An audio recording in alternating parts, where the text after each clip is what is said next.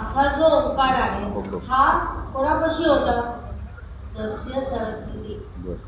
त्या उद्या यती होते, जन्मताच यती होते, त्यांच्याकडे हा ओंकार होता की जो ओंकार काय केला ते दादाला दिला.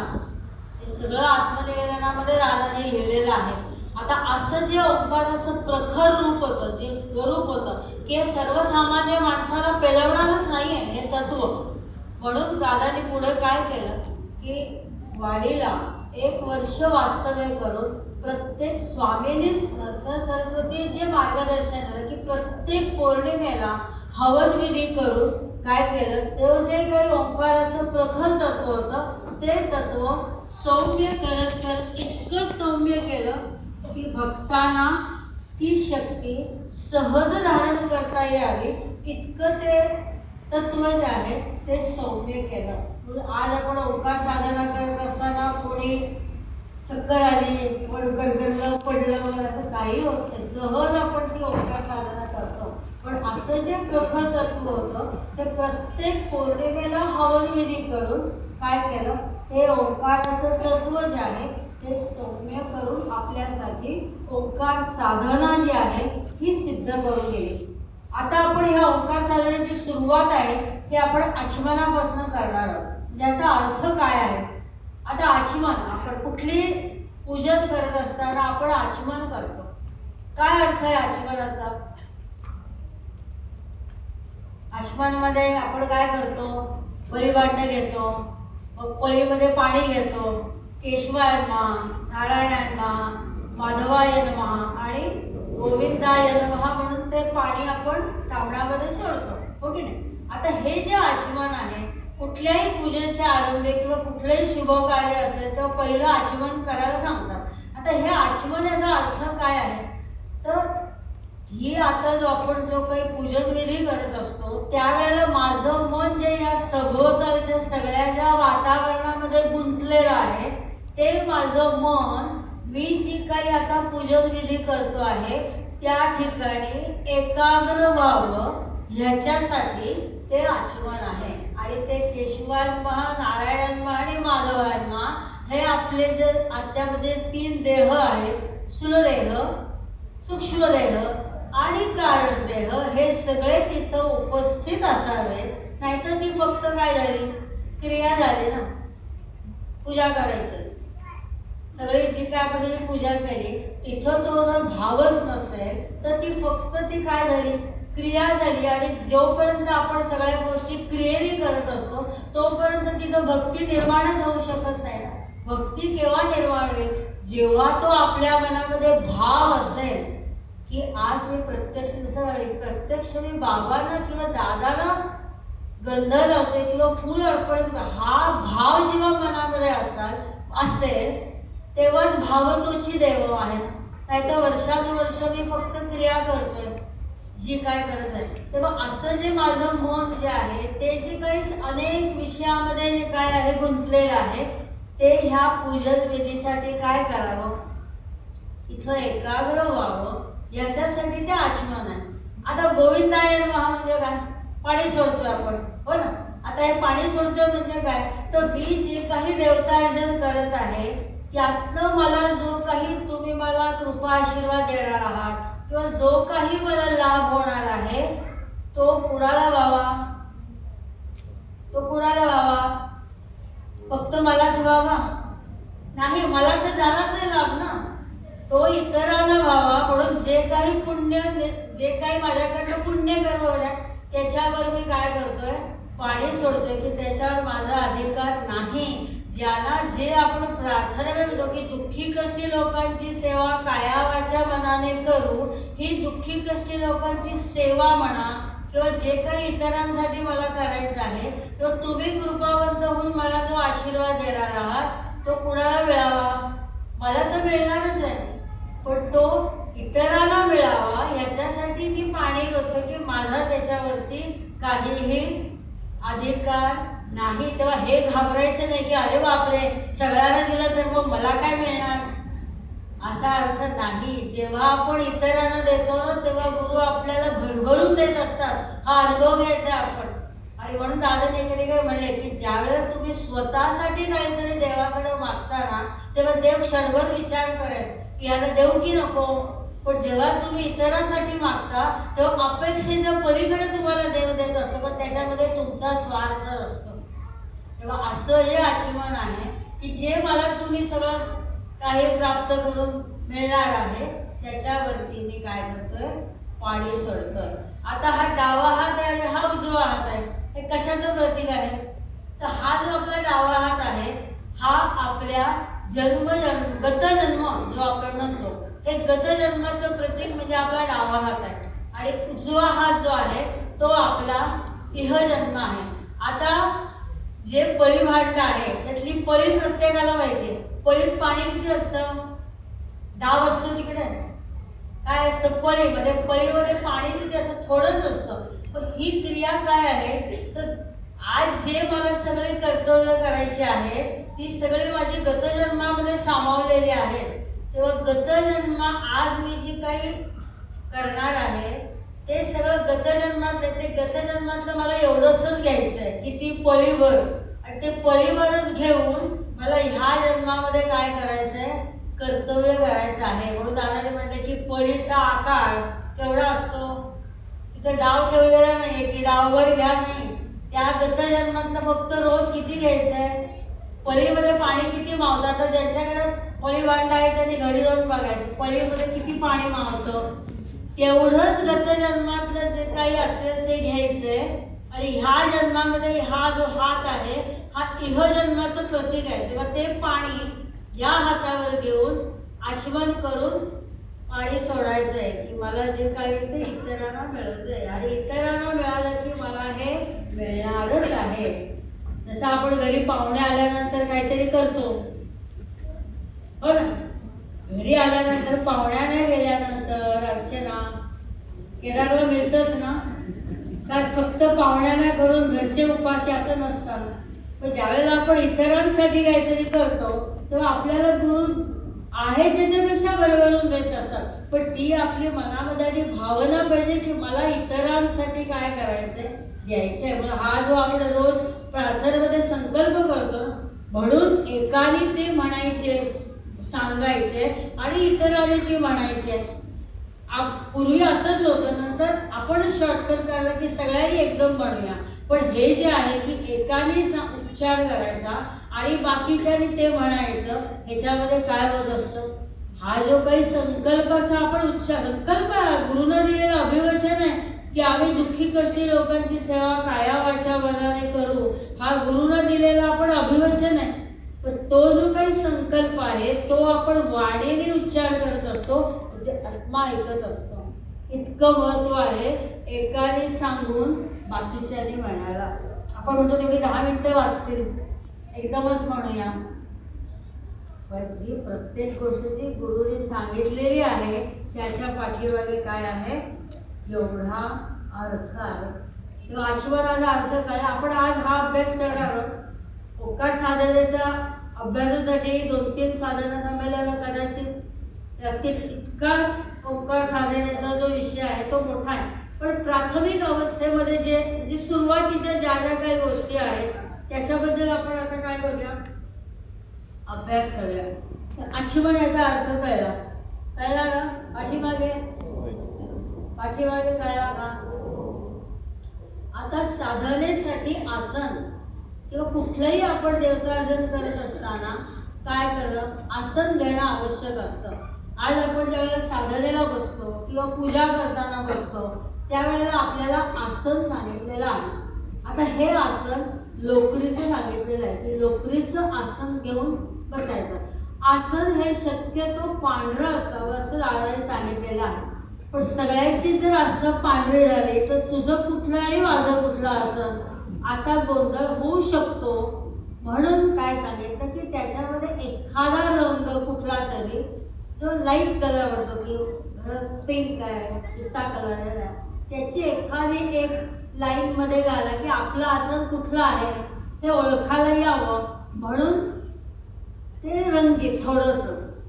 पण अनेक ठिकाणी काय दिसतं रंगीत आसनं. रंगीत आसनं किंवा काहीतरी घरातले कोणीतरी एखादी व्यक्ती लोकरीचं काहीतरी करत असते, स्वेटर वगैरे काहीतरी, मग त्यातली लोकर उरली, घाल आसनात. अजून काहीतरी करताना लोकर अक्षरशः आहे तशी असणं घाल आसनामध्ये. मग ते जे आसन असतं त्याच्यामध्ये 5-6 रंग घातलेले असतात.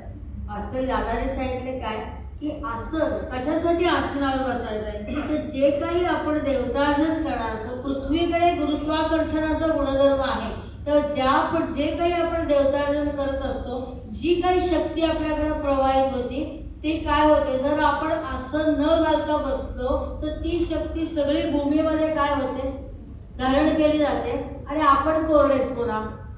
म्हणून जे आसन आहे आणि ते लोकरीचंच काय आहे, म्हणून कुठले गालीचे घ्या, सतरंजा घ्या असं सांगितलेलं नाही, आसन घ्या. आणि ते आसन लोकर हे काय आहे ते तर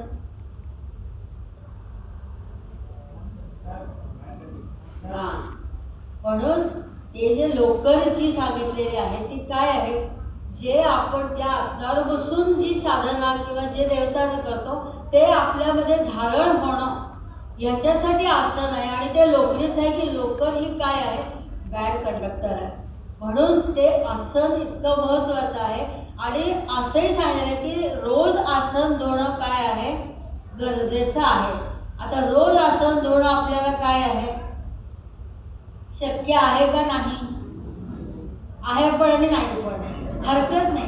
पण निदान 15 दिवसातनं तरी एकदा किंवा 8 दिवसातनं एकदा तरी आपण ते आसन धुणं गरजेचं आहे. का धुवायचं आसन, तर जे काही आपण रोज साधना करत असतो आणि 4थ्या आणि 5व्या नासातनं जी काही देहामध्ये धारण झालेली अशुद्धता आहे ती आपण विसर्जित करत असतो, तर ती अशुद्धता सुद्धा त्या आसनामध्ये धारण होत असते. म्हणून आसन धुणं महत्त्वाचं आहे.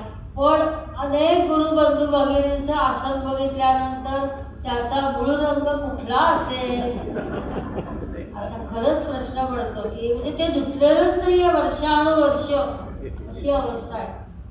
तेव्हा जितक्या वेळेला आपल्याला धुता येईल, म्हणून म्हणलं की दादानी काय सांगितलं ते सांगतो. दादानी सांगितलं की रोज धुवावं, नाही रोज धुणं शक्य आहे, पण निदान 8 दिवसांना तरी पाणी लावायला त्याला काय हरकत नाही ना, धुवायला हरकत नाही. तेव्हा आसन लक्षात ठेवा एवढा विषय. पुढे आहे काय, वेळ, साधनेची वेळ, कुठल्या वेळामध्ये आपण साधना करावी. तर संबंध दिवसभरामध्ये हे काय असतात की जे आपल्या जीवनातले 5 ऋणानुबंध आहेत त्या 5 ऋणानुबंधांची काय असते, वेळ असते. की सकाळी मध्यरात्रीपासून ब्रह्ममुहूर्तापासून एक देवाधिक ऋणानुबंध असतो. त्यानंतर आपण पोटा पाण्यासाठी सगळे व्यवसाय नोकरी चालू होती तेव्हा जन्मकर्म ऋणानुबंध असतो. संध्याकाळी इतरेजन ऋणानुबंध असतो, म्हणून आपण मित्र भेटा, मैत्रिणी भेटा, इकडे फिरा तिकडे फिरा हे सगळं चालू असतं. आणि संध्याकाळी सूर्यास्तानंतर काय होतं की देवाधिक ऋणानुबंध त्यावेळेला असतोच, परंतु त्यावेळेला जे आकाश तत्व आहे सूर्यास्तानंतर काय होतं की जे आकाश तत्व वातावरणामध्ये आहे ते हळूहळू खाली यायला लागतं. ह्या भूमीवरती ते आकाश तत्व यायला लागतं. म्हणून आपण बघितलं तर झाडाची जी पानं असतात ती काय असतात, थोडीशी अशी बाकलेली असतात. का तर तो जो काही आकाश तत्वाचा जो भाग असतो तो या भूमीवरती जास्ती प्रमाणात असतो. सूर्यास्त होईपर्यंत, दुसऱ्या दिवशीचा सूर्यास्त होईपर्यंत आकाश तत्व या भूमीवरती असतं. असं आकाश तत्वाचं प्रमाण या भूमीवरती जास्ती असताना जर आपण साधना केली तर त्याचा लाभ जो आहे तो आपल्याला अधिक होतो. म्हणून साधना ही शक्यतो सकाळी जितकी आपल्याला लवकर करता येईल. पण आज प्रत्येकाची स्त्रियांची कौटुंबिक जबाबदारी आहे, अनेक प्रत्येकाच्या वेगळ्या जबाबदारी, त्यामुळे अगदी ती वेळ गाठणं शक्य नाही. आता मी त्या वेळात होत नाही मग मी साधनाच करणार नाही असा अर्थ नाही. शक्यतो दादाने सांगितलेलं आहे की 8 पर्यंतची जी वेळ असते सकाळी की त्या वेळामध्ये जर आपण जा, म्हणून अनेक साधक ब्रह्ममुहूर्त कधी असतो, पहाटे 3:30ला. त्या वेळामध्ये काय करायचे, काय साधन सिद्धता जे काय असेल ते तसंच करायचे. पण ती वेळ का महत्वाची आहे तर त्यावेळेला जे आकाश तत्वामध्ये ज्या काही अशा ईश्वराच्या लहरी आहेत त्या आपण अधिकाधिक आपल्यामध्ये काय करू शकतो, धारण करू शकतो, म्हणून ती वेळ सांगितलेली आहे. पण सकाळच्या वेळामध्ये ज्या काही गुरु वगैरेंना आपण म्हणतो की ज्या काही एक जबाबदाऱ्या आहेत प्रापंचिक ती त्या वेळामध्ये करू शकत नाही. पण म्हणून अगदी दुपारी 12 वाजता करणं साधना हे योग्य नाही. नाहीच सकाळी जमलं तर संध्याकाळी एक 5 ते 7 पर्यंतची जी वेळ असते त्या वेळामध्ये करायचे. पण दादाने हेही सांगितले की त्या वेळेला साधनेचा लाभ हा 50% होतो. सकाळी जो आपल्याला 100% लाभ होणार असतो तो संध्याकाळच्या वेळामध्ये जेव्हा आपण साधना करतो तेव्हा काय होतं, कारण आपण दिवसभर नोकरी व्यवसाय किंवा जे सगळं केलेलं असतो दमलेले असतो अशा वेळेला ती शक्ती परिपूर्ण आहे. पण आपण धारण आपल्यामध्ये करायला काय होतं, कमी पडतं. म्हणून शक्यतो अट्टाहास करायचं नाही. प्रत्येकाचं काम घरातलं वेगळं आहे तेव्हा ते आता सांगितलेले आहे मग मी कशी नाही करत.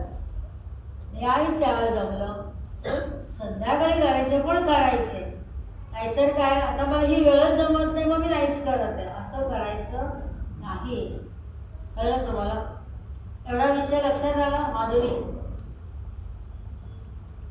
पुढे आहे की धूतवस्त्र म्हणजे साधनेसाठी दादाने काय सांगितलेलं आहे की आपण साधनेसाठी पांढरे कपडे घालणं आवश्यक आहे. आणि ते पांढरे कपडे सुद्धा काय आहेत, कॉटन. कॉटन हे काय आहे, निसर्ग निर्मित आहे. ज्यावेळेला आपण सिंथेटिक कपडे घालतो त्या सिंथेटिक धाग्यामधून त्याकडे ह्या ओंकाराच्या ज्या लहरी आहेत ह्या अत्यंत सूक्ष्म आहेत. त्या सूक्ष्म लहरी आपल्या देहामध्ये धारण होण्यासाठी काय आहे, असे जे आपण कृत्रिम धाग्यांची वस्त्र जर आपण परिधान केली तर त्या व्हायब्रेशन्स आपण परिपूर्ण धारण करू शकत नाही. म्हणून कॉटनचे कपडे किंवा सिल्क म्हणलेलं आहे की जे सिल्क सुद्धा काय आहे निसर्गाची निर्मिती असते, पण शक्यतो कॉटन आहे. आता पांढरे कपडे का,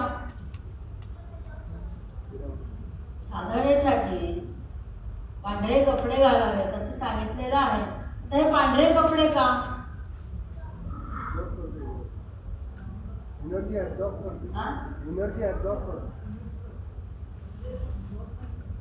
हा दादाने काय सांगितलं की असं ज्या वेळेला ओंकाराच्या ज्या लहरी आहेत या ओंकाराचे सप्तरंगातल्या लहरी आहेत आणि त्यानंतर सप्तरंगाचा एक पांढरा रंग होतो. आपण एखादा हे बघतो ना चक्र असतं त्यात 7 रंग असतात, पण ते जर गरगर गरगर गरगर फिरवलं तर पुढे काय दिसतं, फक्त त्याचा पांढरा रंग दिसतो. तसं ह्या ओंकाराच्या ज्या लहरी आहेत या लहरी ज्या वेळेला आपण धारण करतो अशा वेळेला जर आपण रंगीत कपडे घातलेले असतील तर काय होतं की त्या लहरींबरोबर तो रंग, ज्या रंगाचं वस्त्र परिधान केलेलं आहे तो रंगही आपण आपल्या देहामध्ये धारण करतो. आणि काय होतं, तो रंग जर बाहेर काढायचा म्हटला तर दादा म्हणतात तुमची अर्धी साधना खर्ची पडते. आणि म्हणून दादाने स्पेशली गुरु भगिनींना सांगितलेलं आहे की ज्यावेळेला तुम्ही घरामध्ये साधना करता त्यावेळेला काय असतं, आता साधना करायची मग जे घातलेले आहेत कपडे त्याच्यावरच मी करते, आता कुठे बदलायचे, पांढरे कपडे घालायचे. दादा म्हणतात 2 मिनिटाचा आळस करू नका. तर घरामध्ये केंद्रावर जर आपण साधनेला येतो तेव्हा पांढरे कपडे घालतो, पण ज्या वेळेला आपण घरात करतो साधना त्यावेळेला सुद्धा कंटाळा न करता पांढरे कपडे घालूनच साधना करा. विषय लक्षात येतोय का नाही? आपण काय आता घातलेत रंगीत कपडे जाऊ दे ह्याच्यावरच मी साधना करते, पण ते करत असताना ज्यावेळेला ओंकाराच्या लहरी आपण धारण करत असतो त्याच वेळेला तो जो रंग आहे, ज्या रंगाचे आपण कपडे घातलेले आहेत तो रंग सुद्धा आपण काय करत असतो, त्या लहरींबरोबर धारण होत असतो. आणि तो देहातनं बाहेर काढणं दादा म्हणतात अतिशय अवघड आहे. 4थ्या साधना संमेलनामध्ये आज सांगितलंय तेव्हा रंगीत कपडे घालून साधना करू नका. गुरु म्हणतो ना तेच आहे की लेंगा असेल किंवा जे काय असेल ते रंगीत कुठलेही कपडे न घालता तर हे का सांगितलं सगळं, तर ह्या सगळ्यातनं आपल्यालाच त्या ओंकाराच्या लहरी आपण धारण करण्यासाठी मदत होणार आहे. म्हणून हे सगळे ज्या गोष्टी जे आहेत याची शास्त्रीय कारणं दादाने सांगितलेली आहे. लक्षात आलं? पुढे जायचं काय? आता पुढे आहे काय, साधनेच्या अगोदर सांगितलेलं आहे की 3 वेळेला दीर्घ श्वास घ्यायचा आणि सोडायचा. 3 वेळेला सांगितलेलं आहे की दीर्घ श्वास घ्यायचा आणि सोडायचा. का सांगितलेलं आहे, तर जी आपण साधना करणार आहोत आणि ती साधना करताना जी काही आपण ओंकाराच्या लहरी आपण आपल्यामध्ये धारण करणार आहोत ते करत असताना आपलं मन कसं असलं पाहिजे, शांत असलं पाहिजे. किंवा जे अनावश्यक विचार आहेत, विषय आहेत, जे काय धारण होत असतात त्यापासून थोडंसं आपण बाजूला व्हावं, ह्याच्यासाठी दीर्घ श्वास आपल्याला 3 वेळेला घ्यायला सांगितलेला आहे. त्याच्यानंतर आपण साधनेला जेव्हा सुरुवात बसतो पहिल्यांदा, किंवा एक ही मुद्रा आहे आपली, आहे ना, हे काय आहे, हे 4ही बोटं एकत्र आणि वरती अंगठा, असे आपण प्रार्थना म्हणतो, देवरूपी म्हणतो, महामंत्र म्हणतो, तारक मंत्र म्हणतो. ही मुद्रा म्हणजे काय आहे? चिंतन मुद्रा.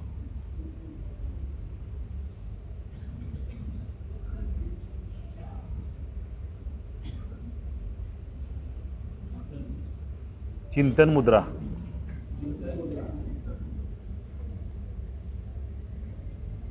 ह्याचा उद्देश काय आहे? ही आपल्या ही मुद्रा, याच्यासाठी गुरुने तपश्चर्या केलेली आहे. लक्षात घ्यायचं आहे की हे आपली 5 बोटं आहेत.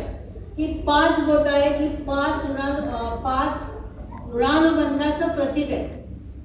5 बोटं जे आहेत, हा पहिला अंगठा म्हणजे जन्म जन्मांतर, दुसरं आहे मातृपितृ ऋणानुबंध. आधी ऐका, लिहू नका आधी. हा अंगठा जे आहे हा जन्म जन्मांतर, हे पहिलं बोट आहे हे मातृपितृ, हे आहे हे काय, जन्मजन्मांतर, मातृपितृ, पुढे इतरेजन. हे जे बोट आहे तिसरं, हे काय आहे, देवाधिक ऋणानुबंध. म्हणून देवाला गंध लावत असताना सुद्धा या बोटाने काय करायचं, लावायचं असतं. आणि हा काय आहे, जन्म कर्म. लक्षात येते? लक्षात, परत सांगू, हा अंगठा आहे, हे आपला हात आहे, हा अंगठा आहे, हे अंगठा हे जन्म जन्मांतराचं प्रतीक आहे. हे बोट आहे हे मातृपितृ ऋणानुबंधाचं प्रतीक आहे. हे बोट आहे हे तिसरं बोट आहे हे देवाधिक ऋणानुबंध.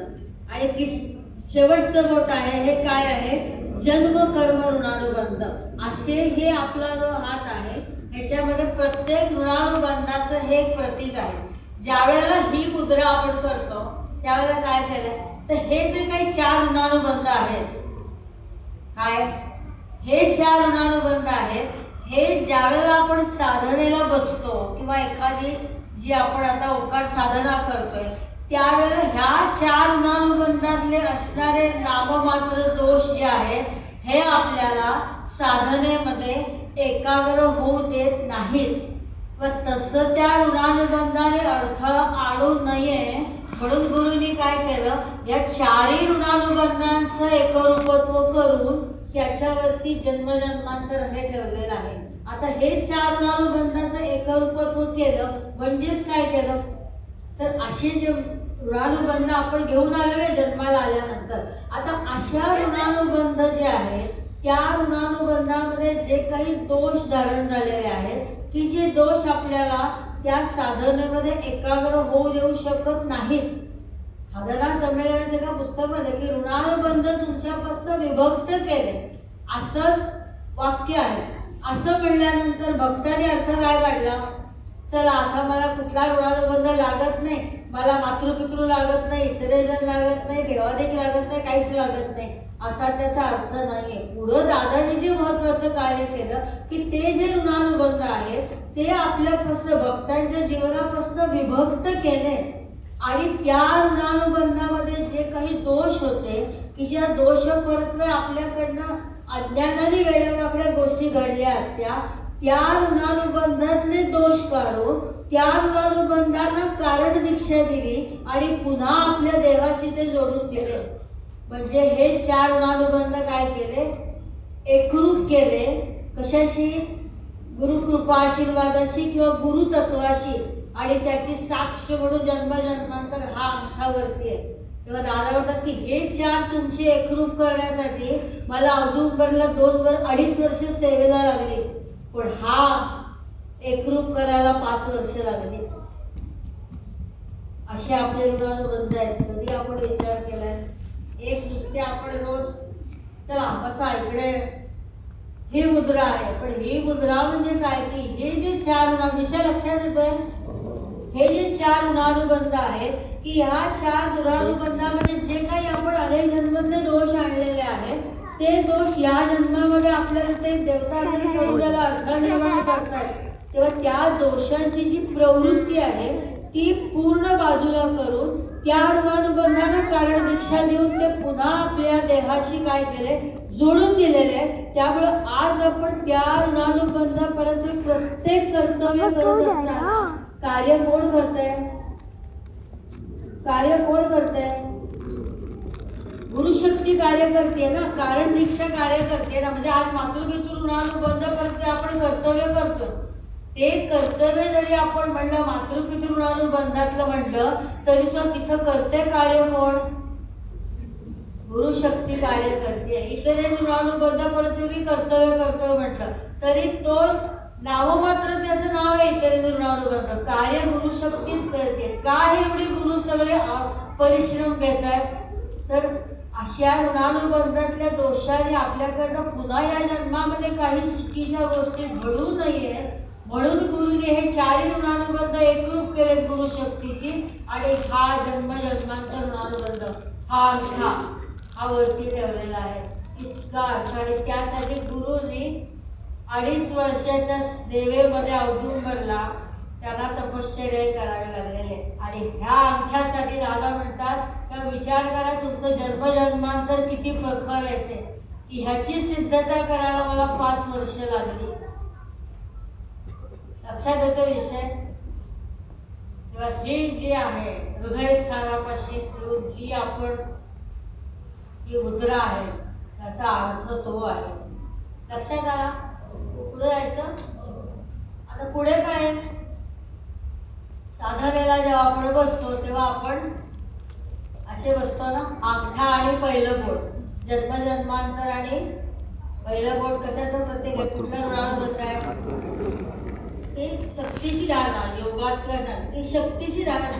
आता ही एक गोष्ट ही आहे बघ, हे आपण जेव्हा एका सेकंदात करतो त्यावेळेला दादानी काय म्हणलेलं आहे की हा आपला देह आहे आणि या देहामध्ये असंख्य हार्मोन्स आहेत. असंख्य म्हणजे मोजता येणार नाहीत किंवा शास्त्रज्ञांना समजणार नाहीत एवढे हार्मोन्स आपल्या देहामध्ये.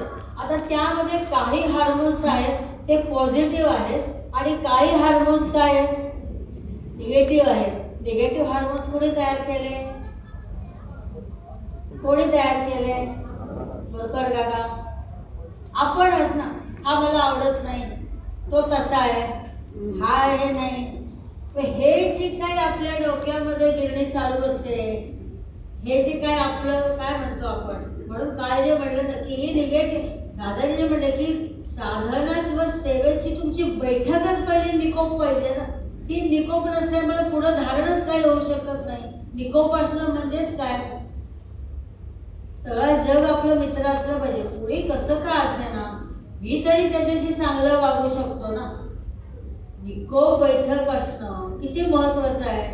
तर तेव्हा असे जे आपल्या देहामध्ये आपल्या नकळत जे निगेटिव्ह हार्मोन्स आपण तयार करतो ते देहामध्ये आहेत आणि पॉझिटिव्ह आहेत.